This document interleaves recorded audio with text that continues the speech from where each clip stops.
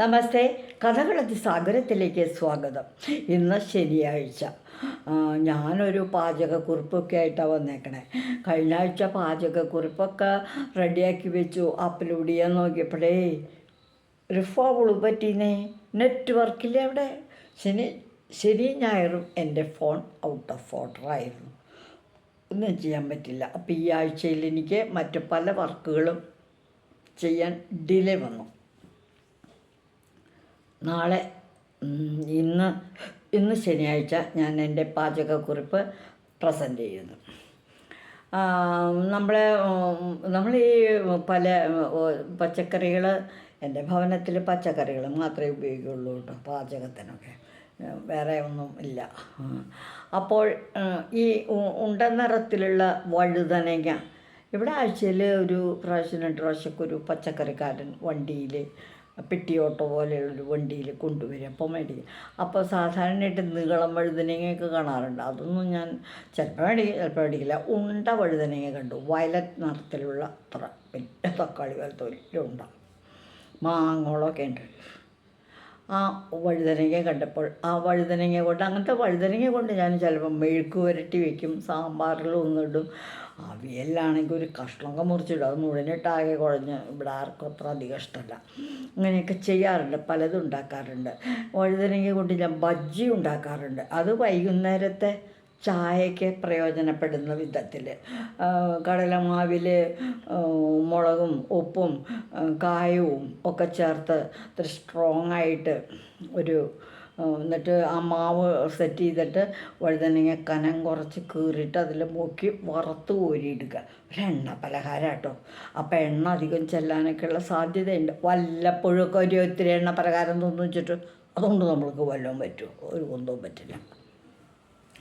അപ്പോൾ ഈ വഴുതനങ്ങ കിട്ടിയപ്പോൾ ഞാനതിനെ ഊണിന് മെഴുക്ക് പുരട്ടി ഒരു പുതിയ വിധത്തിൽ അവതരിപ്പിക്കാമെന്ന് വിചാരിച്ചു. ഇന്ന് ആ വഴുതനങ്ങ കൊണ്ട് ഞാനുണ്ടാക്കിയ ഒരു മെഴുക്ക് പുരട്ടി എന്നല്ല, ഞാനിപ്പോൾ അതിനൊരു പേര് കൊടുക്കാൻ പോവാ. വഴുതനങ്ങ പൊരിയൽ ആയിക്കോട്ടെ. ആ പൊരിയൽ ഉണ്ടാക്കിയ വിധമാണ് ഇപ്പോൾ പറയാൻ പോകുന്നത്. വഴുതനങ്ങ എടുക്കുക, അതിൻ്റെ ആ ഞെട്ടിയുടെ തൊപ്പി പോലെയുള്ളത് അവിടെ നിർത്തിയിട്ട് ബാക്കി ഇങ്ങോട്ട് ഉള്ളത് കളയുക. എന്നിട്ട് ആദ്യം അങ്ങോട്ട് നെടുകെ കീറി കഴിഞ്ഞിട്ട് കനം കുറച്ച് ആ നീളപ്പാടൊരു വഴുതലിൻ്റെ മൊത്തം വലുപ്പത്തിൽ ഓരോ പീസാക്കി ഒരു 4 പീസെങ്കിലും ഒരു പകുതിയിലുണ്ടാകും. അടുത്ത പകുതിയിലും 4 പീസ് ഉണ്ടാവും. ഫുൾ വഴുതനങ്ങ അങ്ങനെ കീറി വെള്ളത്തിലേക്ക് അങ്ങോട്ട് ഇടുക. ഒരു ലേശം ഉപ്പ് ഇടുക. അതിനൊരു ചൊന പോലെയുണ്ട്, ആ ചൊനയെ പോയിക്കോട്ടെ.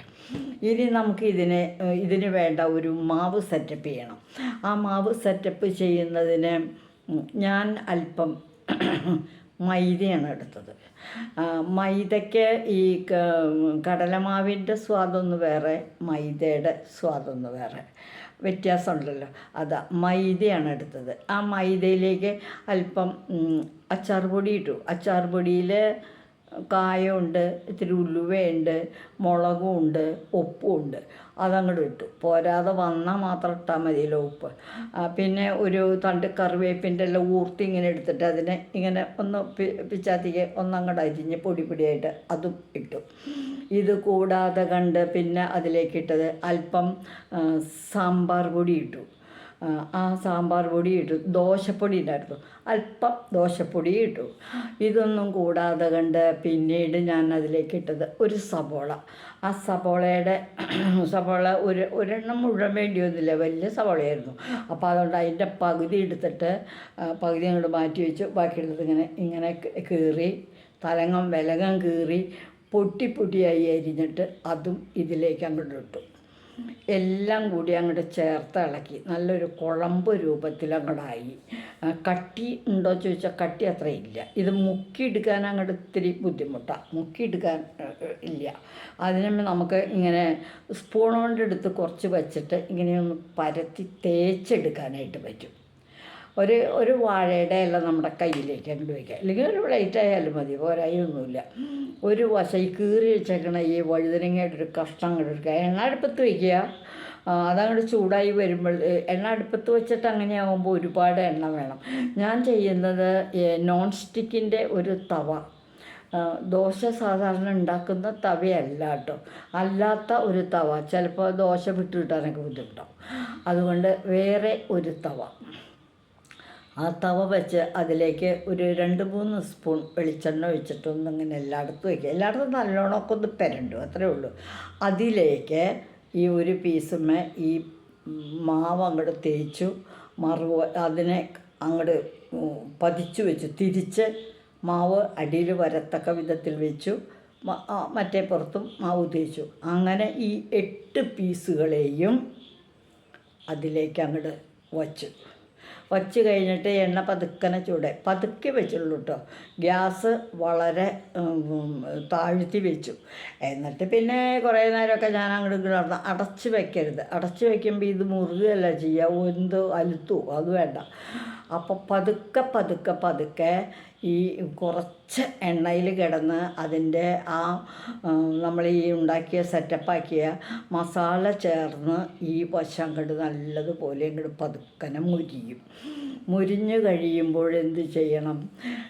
നമ്മൾ അല്പം എണ്ണ വേറെ ചൂടാക്കുക ഒരു ചീഞ്ചട്ടിയിൽ. എന്നിട്ട് അതിൽ നിന്ന് കുറേശ്ശെ വെളിച്ചെണ്ണ ഇതിൻ്റെ ഈ മേൽഭാഗത്ത് അങ്ങോട്ട് ഒഴിക്കുക. അപ്പോൾ അതൊന്നിങ്ങനെ മേൽഭാഗത്ത് ഇത്തിരി നല്ലോണം എണ്ണയാവും, അത്രേ ഉള്ളൂ. എല്ലാത്തിനും ഒഴിച്ചു കഴിഞ്ഞാൽ ചപ്പാത്തിയൊക്കെ മറിച്ചിടുന്ന കൊടിലുണ്ടല്ലോ, ആ കൊടിൽ കൊണ്ട് അടിയിൽ കൂടെ പതുക്കനെ എടുത്തിട്ട് അതിനെടുത്ത് കമഴ്ത്തി വയ്ക്കുക. അപ്പോൾ കുറച്ച് എണ്ണയായിട്ടുണ്ട്, അത് കമഴ്ന്നിരിക്കും. അപ്പോൾ അടിഭാഗം നല്ലതുപോലെ മുരിഞ്ഞു വന്ന് നമുക്ക് കാണാം. ഇങ്ങനെ ഈ മറുവശവും ഭംഗിയായിട്ട് അങ്ങോട്ട് പൊരിച്ച് എടുക്കുക. ഈ സംഭവങ്ങളൊക്കെ വളരെ രുചിയുണ്ട്, നല്ലതുമാണ്. എങ്ങനെ? ചൂടോടുകൂടി കഴിക്കുകയാണെങ്കിൽ. ഇന്ന് ഞാൻ മെഴുക്ക് പുരട്ടിയായിട്ട് ഇവിടെ വിളമ്പിയത് ഒരു 2 പീസ് അങ്ങോട്ട് കൊടുത്തു. ജോലിക്കും ഉണ്ടായിരുന്നു 2 പേരൊക്കെ. ഇതെന്താ, ഇത് നല്ല സ്വാദുണ്ടല്ലോ. വഴുതനങ്ങയാണെങ്കിലും എന്നോട് ഒരു പുറംപണിക്ക് വന്നേക്കുന്ന ഒരാൾ പറയാം, ഞാൻ ആദ്യം ഇത് കണ്ടപ്പോൾ ഞെട്ടിപ്പോയിട്ടോ ചേച്ചി. എന്തേത്? മീൻ വറുത്തത് അങ്ങനെ കണ്ടേക്കണേ, വലുത് മീനോ എന്ന് വിചാരിച്ചു. കഴിച്ചു വയ്ക്കപ്പെടല്ലേ മീനല്ലാന്ന് മനസ്സിലായേ. അപ്പോൾ ഇങ്ങനെയാണോ മീൻ വറുത്തതിൻ്റെ സ്വാദ്? അല്ല, പറയേ എന്ന് പറഞ്ഞു. എന്ന പോലെ നമ്മളും മീൻ വറക്കണ പോലെ നമ്മുടെ രുചിക്കനുസരിച്ചുള്ള മസാല സെറ്റ് ചെയ്ത്, സാധാരണ വയലറ്റ് കത്രിക്ക എന്നാണ് അതിന് പറയുക, വഴുതനങ്ങയ്ക്ക്. വയലറ്റ് കത്രിക്ക കൊണ്ടൊരു പൊരിയലുണ്ടാക്കി. അപ്പോൾ എന്താ ഇന്നത്തെ ഞാനുണ്ടാക്കിയ വിഭവത്തിൻ്റെ പേര്? വഴുതനങ്ങ പൊരിയൽ. ഞാൻ കൊണ്ടുവന്നിട്ടുണ്ട്. ഇപ്പം വലിയ ചൂടില്ല കേട്ടോ, ഒത്തിരി ചൂടൊക്കെ ഉണ്ട്, കഴിക്കാം.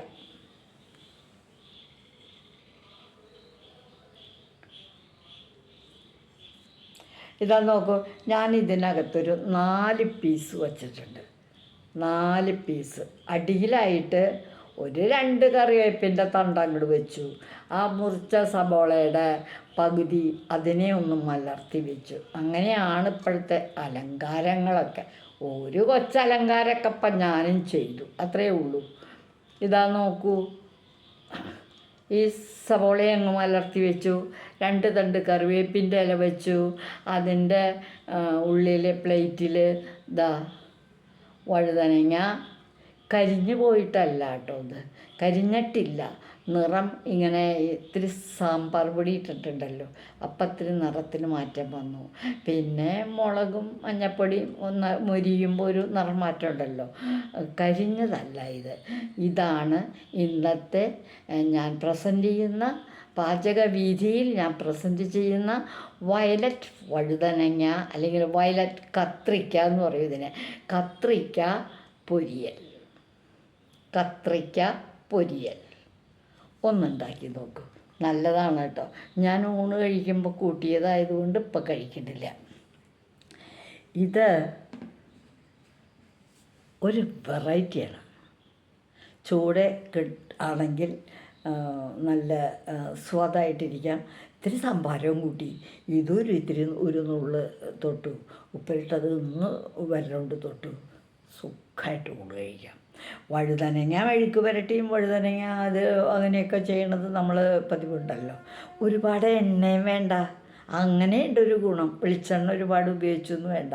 ഈ നോൺ സ്റ്റിക്കിൻ്റെ തവയിലാണെങ്കിൽ ഇത് പതുക്കെ പതുക്കെ പതുക്കെ പതുക്കെ മുരിഞ്ഞ് കിട്ടും. അങ്ങനെ ഉണ്ടാക്കുന്നതാണ് നല്ലതും വേണ്ടതും. അപ്പം നിങ്ങൾ ഉണ്ടാക്കില്ലേ കത്രിക്ക പൊരിയൽ? ഒന്ന് ശ്രമിച്ചു നോക്കൂ കേട്ടോ. ഉപ്പും മുളകും മൈദയും എല്ലാം കൂടി അല്പം വെളിച്ചെണ്ണയിൽ കിടന്ന് ഒന്ന് മൊരിഞ്ഞിട്ട്, അപ്പോൾ ഈ വഴുതനങ്ങ ഉള്ളി കിടന്നിട്ട് വെന്ത് മൊരിഞ്ഞ് കഴിഞ്ഞ് നമുക്കിങ്ങനെ നുള്ളി നുള്ളി എടുക്കാൻ പറ്റും. നല്ല സ്വാദായിട്ടാണ് എനിക്ക് തോന്നിയത്. ഇവിടെ എല്ലാവരും സുഖമായി നന്നായി എന്നൊക്കെ പറയണ്ടേ. ഞാൻ അങ്ങനെ വല്ലപ്പോഴുമൊക്കെ ഉണ്ടാക്കാറുണ്ട്. ഇവിടെ ഇതിനത്ര പുതുമയില്ല. നിങ്ങൾ ഉണ്ടാക്കാറുണ്ടെങ്കിൽ നല്ലത്. എന്തെങ്കിലും വെറൈറ്റി ഞാൻ പറഞ്ഞാലും ഉണ്ടെങ്കിൽ ആകട്ടെ, ഇല്ലെങ്കിൽ പതിവ് പോലെ ഉണ്ടാക്കുക തന്നെ ചെയ്യുക. അപ്പോൾ ഈ ആഴ്ചത്തെ പാചകവിധിയിലേക്കുള്ള എൻ്റെ കോൺട്രിബ്യൂഷൻ കത്രിക്ക പൊരിയൽ. ഞാൻ നിങ്ങളുടെ മാലതി ചേച്ചി. ഈ പാചകകാര്യം നിങ്ങൾ കൂട്ടുകാർ തമ്മിൽ സംസാരിക്കുമ്പോൾ, മക്കളുമായിട്ട് സംസാരിക്കുമ്പോൾ, അയൽപ്പക്കക്കാരുമായിട്ട് സംസാരിക്കുമ്പോഴൊക്കെ ഭക്ഷണകാര്യവും വരട്ടേന്നേ നമ്മുടെ ഒരു റൊട്ടീൻ കോൺവെർസേഷനിലൊക്കെ. അതൊരു സുഖമല്ലേ? എല്ലാവർക്കും നന്ദി. ഇതുവഴി വന്നാലും ഇത്തിരി നേരം ഇരുന്നാലും കഥകൾ കേട്ടാലും കളിയായി പറയും കഥയാണ്, കാര്യം പറയും കഥയാണ്. എല്ലാവർക്കും നന്ദി.